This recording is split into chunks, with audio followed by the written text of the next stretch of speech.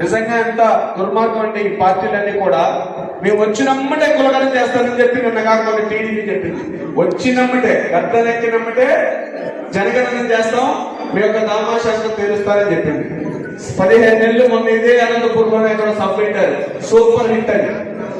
మరి బీసీలకు సంబంధించిన హిట్ ఎప్పుడైతే నాకు తెలియదు.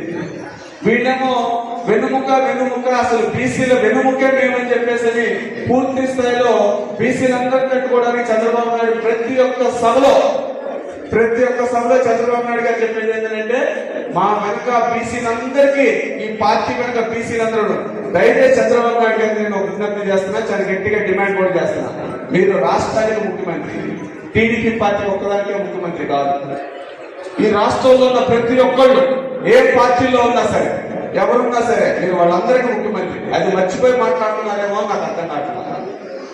పార్టీ ఒక్కదానికే, పార్టీలో ఉన్నవారికే మేమేదో చేస్తామని చెప్పే ఒక ఆలోచనతోనే ఈ యొక్క ఆలోచన విధానాలు నడుస్తూ ఉన్నాయి. పార్టీ యొక్క సిద్ధాంతం కూడా అదే నడుస్తుంది, ఇటు వైసీపీ అయినా టీడీపీ అయినా.